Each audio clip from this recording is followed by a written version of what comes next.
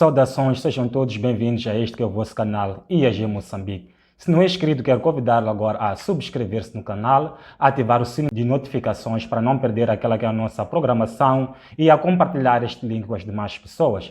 Feliz sábado, que a graça e a paz do Senhor Jesus Cristo sejam uma constância na sua vida. Sabe, está no teu programa Meditação do Pôr do Sol. Pega a sua Bíblia, juntos vamos meditar no livro de Gênesis, capítulo 2, versos 7. E formou o Senhor Deus o homem do pó da terra, e soprou em seus narizes o fôlego da vida, e o homem foi feito alma vivente. Aqui nós encontramos a criação do homem. O homem foi criado no sexto dia.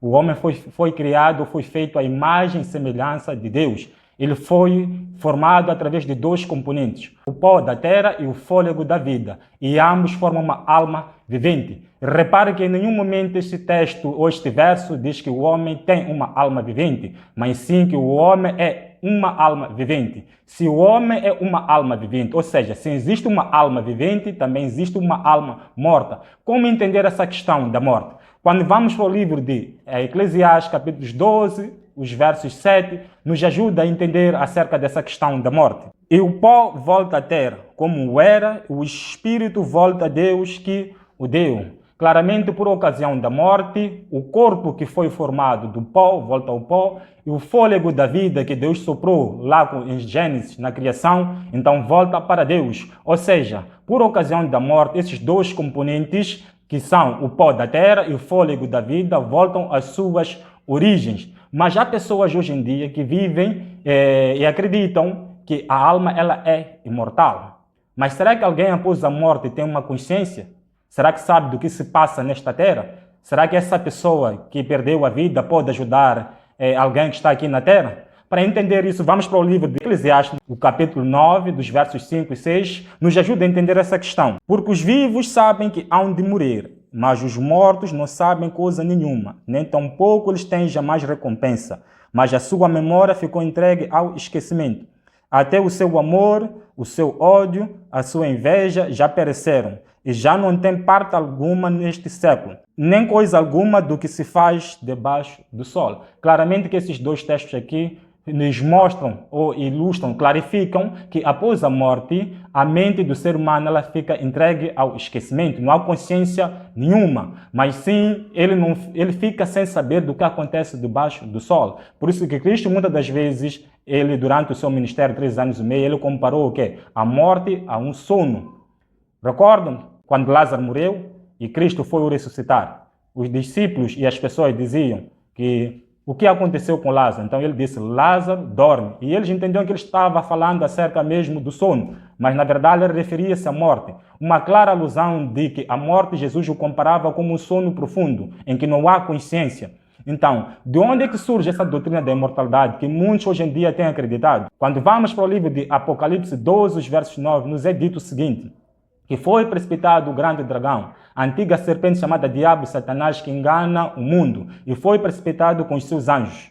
Então, o grande dragão, o Satanás, após a rebelião nos céus, juntamente com os seus anjos, eles não prevaleceram, foram expulsos. Quando vamos para o capítulo 3 de Gênesis, nós encontramos ali um diálogo em que a serpente trava com a Eva. Na verdade, não era a serpente, mas sim Satanás, ele incorporou-se na cobra. Pela primeira vez, nós encontramos a sessão espírita. Então, ele incorporou-se e ficou travando ali um diálogo com a Eva. Em que consistia esse diálogo?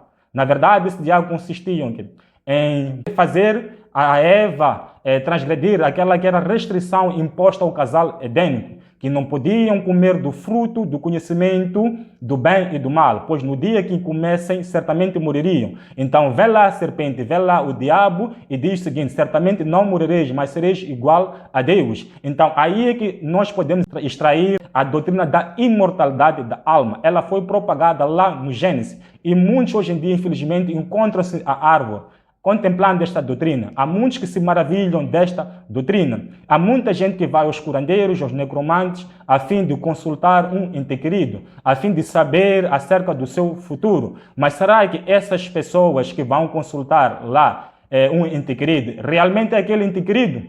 Quando nós vamos na primeira de Timóteo, capítulo 4, nós encontramos que muitos apostatarão da fé nos últimos tempos. Muitos apostatarão da fé e darão ouvidos a doutrinas de demônio, a espíritos enganadores. Então, quando lá vão a um curandeiro a fim de consultar aquele ente querido, na verdade não é ele, porque ele já se foi.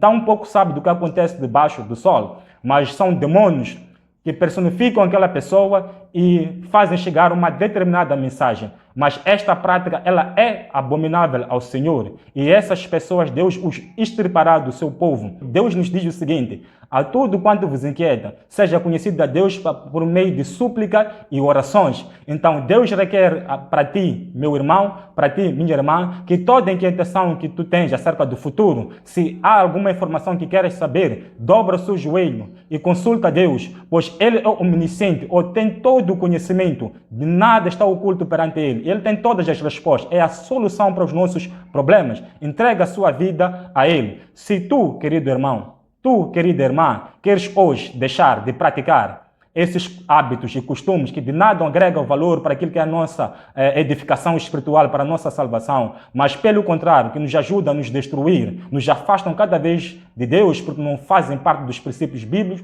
deixe-me orar por ti. Santo e maravilhoso Deus, Pai, que habita nos altos céus, obrigado, Senhor, por este momento em que podemos meditar acerca da imortalidade da alma. Se existe, Pai, aqui um irmão ou uma irmã que decidiu hoje não mais praticar ou consultar os mortos, pois reconhece que a alma é mortal e que esta doutrina da imortalidade da alma vem do inimigo a fim de desviar os filhos de Deus de alcançar a salvação, e que decide hoje entregar a sua vida, confiando nos méritos de Cristo para que possa viver para sempre. Que o Senhor possa estar com todos eles, que o Santo Espírito possa se apoderar deles e o Senhor possa os perdoar todos os pecados e reescrever os seus nomes no livro da vida. Em nome de Jesus. Amém.